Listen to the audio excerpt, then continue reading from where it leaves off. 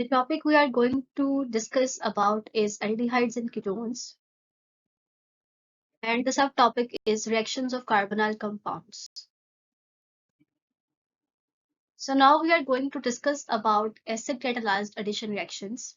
The acid-catalyzed nucleophilic addition reactions will take place with a weak electrophilic reagent, जबकि जो base catalyzed थे वहां पे हमें strong nucleophilic reagent चाहिए होता. The addition is initiated by a proton liberated by the acid.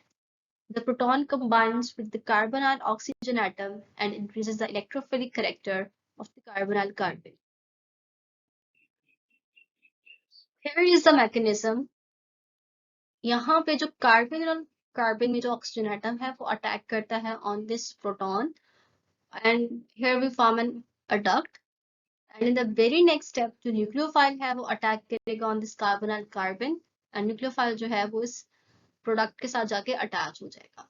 हमारे पास जो अडक्ट है वो सेम बनती है, but just there is a difference between the nucleophile and electrophile and their strength.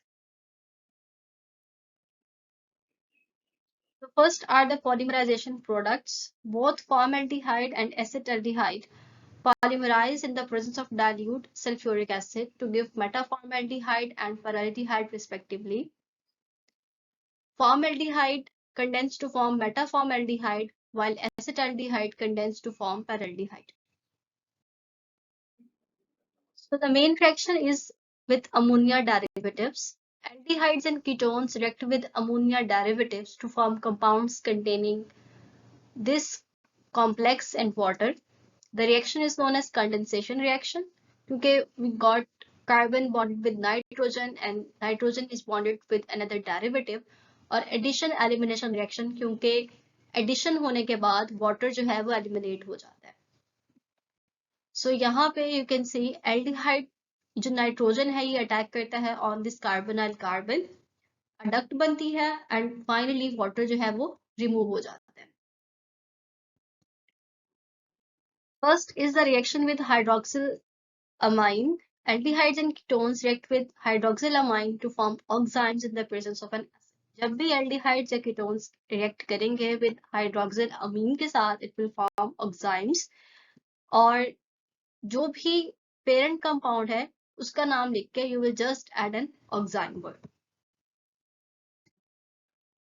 Next is reaction with phenylhydrazine. Aldehydes and ketones react with phenylhydrazine to form phenylhydrazone in the presence of an acid.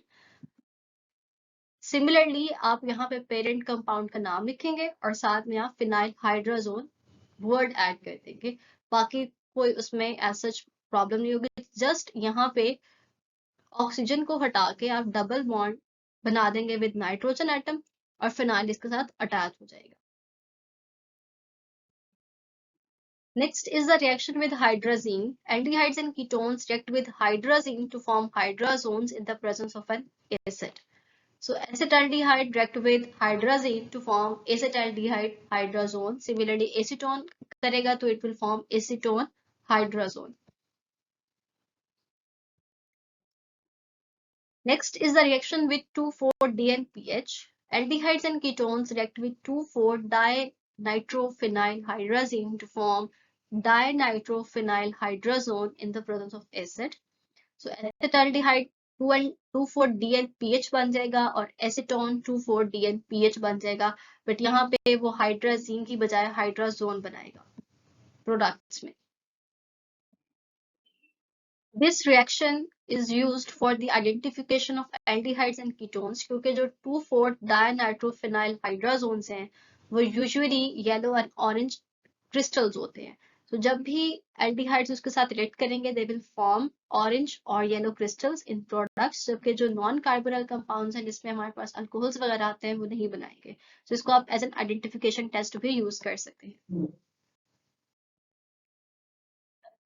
Next is the mechanism. सबसे पहले protonation होगी oxygen of the carbonyl group. जो carbonyl group में oxygen है वो attack करेगा on a proton and it will get protonated. उसके बाद nucleophilic attack of nitrogen ammonia derivative on the electrophilic positively charged carbon and deprotonation of the adduct. So यहाँ पे ये जो नाइट्रोजन है ये अटैक करेगा ऑन दिस कार्बोनाइल कार्बन, यहाँ पे जो लॉन पेयर है, और ये जाके इस कार्बन के साथ अटैच हो जाएगा। जी जो है वो यहाँ पे कोई भी डेरिवेटिव जो भी, जैसे हमने फिनाइल हाइड्राजीन पढ़ा था उसको डिनोट करें। उसके बाद इसकी डीप्रोटोनेशन होगी एंड यहाँ पे जो हाइड्रोजन हाइड्राइड आइड था ये रिमूव हो जाएगा। And in the last step, protonation of oxygen of hydroxyl group followed by removal of water. Oxygen जो है जो वाटर में, वहां से वो H+ रिमूव करेगा, बॉन्ड फॉर्मेशन होगी। ये वाला जो बॉन्ड है, ये जो 2 इलेक्ट्रॉन है, ये यहाँ पे ट्रांसफर होंगे ताकि डबल बॉन्ड बन सके, ठीक है। और ये जो है बाद में वो वाटर जो है वो रिमूव हो जाएगा, दिस वन, ठीक है। सो यहाँ पे हमारे पास कार्बन के साथ एक अमोनिया डेरिवेटिव अटैच हो जाएगी। So this was all about the acid catalyzed reaction. I hope you have understood it well, and thank you so much.